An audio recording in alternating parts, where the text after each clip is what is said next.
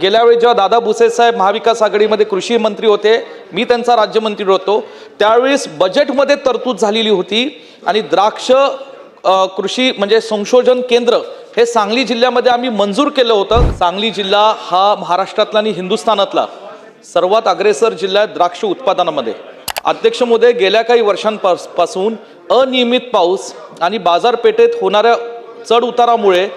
द्राक्ष उत्पादक शेतकऱ्यांमध्ये प्रचंड मोठी घट झालेली आहे। 1.5 लाख टनापर्यंत जेव्हा बेदाण्याचं उत्पादन झालं तेव्हा पहिल्यांदा कुठेतरी 350 रुपये ते 450 रुपयाचा किलोला दर हा शेतकऱ्यांना बेदाण्याच्या बाबतीत मिळाला। की अफगाणिस्तान, चीनचे हे काही चुकीचे बेदाणे, एक शेवटचा प्रश्न महत्त्वाचा विचारणार मी, जे काही असे चुकीच्या लो क्वालिटीचे बेदाणे आले ते सांगलीच्या बाजारपेठेत त्या ठिकाणी त्याची भेसळ करण्यात आली आणि म्हणून माझी आपल्याला नम्र विनंती आहे की हे कृषी द्राक्ष संशोधन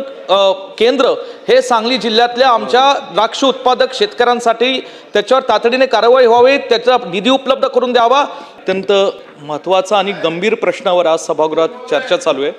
आणि मी मंत्री महोदय भरत गोगावले साहेबांचे आभार मानेल की त्यांनी सभागृहाला आश्वासित केले की या ठिकाणी आज तातडीने कारवाई होईल। अध्यक्ष महोदय, महाराष्ट्रामध्ये सांगली जिल्हा हा महाराष्ट्रातला आणि हिंदुस्थानातला सर्वात अग्रेसर जिल्हा आहे द्राक्ष उत्पादनामध्ये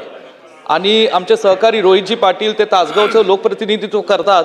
परंतु ते सांगली जिल्ह्याचे आमदार आहे। तासगावच्या पाठोपाठ मिरज तालुका आणि माझा पलूस तालुका, या पलूस तालुक्यातले शेतकरी अत्यंत चांगले द्राक्ष उत्पादक शेतकरी आहेत। अध्यक्ष महोदय, गेल्या काही वर्षांपासून अनियमित पाऊस आणि बाजारपेठेत होणाऱ्या चढ उतारामुळे द्राक्ष उत्पादक शेतकऱ्यांमध्ये प्रचंड मोठी घट झालेली आहे आणि ह्याच्यामुळे जे काही कीटनाशक असतील, रसायन खतांवर होणारा खर्च असेल शेतकऱ्यांचा, हो जो काही शेतकऱ्यांवर आर्थिक बोजा दिवसेंदिवस वाढत चाललेला आहे आणि अनियमितता जी हवामान आणि वातावरणाची, त्यामुळे आता ती संख्या कमी होत चालली। कर्नाटक असेल, सांगली जिल्ह्यातलं आपलं महाराष्ट्र या राज्यातले शेतकरी असतील, त्यामुळे कुठेतरी आशेचं किरण गेल्या वर्षी काही शेतकऱ्यांना दिसलं। 1.5 लाख टनापर्यंत जेव्हा बेदाण्याचं उत्पादन झालं तेव्हा पहिल्यांदा कुठेतरी 350 रुपये ते 450 रुपयाचा किलोला दर हा शेतकऱ्यांना बेदाण्याच्या बाबतीत मिळाला। तेवढ्यात एक दुर्दैवी घटना घडली की अफगाणिस्तान, चीनचे हे काही चुकीचे बेदाणे, एक शेवटचा प्रश्न महत्त्वाचा विचारणार मी, जे काही असे चुकीच्या लो क्वालिटीचे बेदाणे आले ते सांगलीच्या बाजारपेठेत त्या ठिकाणी त्याची भेसळ करण्यात आली आणि ते मोठ्या प्रमाणात त्याची विक्री केली। ह्याच्यावर आपण कारवाई करतायत, ह्याच्यावर मी तुमचे गोगावले साहेब मनापासून आभार मानेल। पण गोगावले साहेब, मी गेल्या वेळी जेव्हा दादा भुसे साहेब महाविकास आघाडीमध्ये कृषी मंत्री होते, मी त्यांचा राज्यमंत्री होतो, त्यावेळेस बजेटमध्ये तरतूद झालेली होती आणि द्राक्ष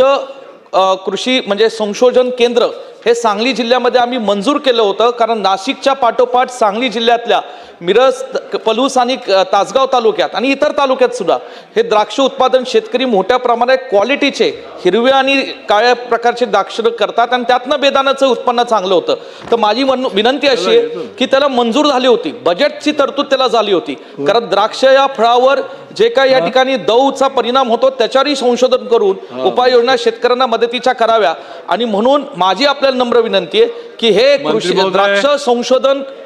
केंद्र हे सांगली जिल्ह्यातल्या आमच्या द्राक्ष उत्पादक शेतकऱ्यांसाठी त्याच्यावर तातडीने कारवाई व्हावी, त्याचा निधी उपलब्ध करून द्यावा आणि ते कुठेतरी आता हवेत पडलंय का कुठं धूळ खात पडलंय शासनाच्या कुठल्या तरी याच्यात, त्याच्यावर आपण लक्ष घालून गोगावले साहेब, तुम्ही कार्यक्षम मंत्री आहात, ते आम्हाला जिल्ह्याला मंजूर करून द्याल असा मला विश्वास आहे।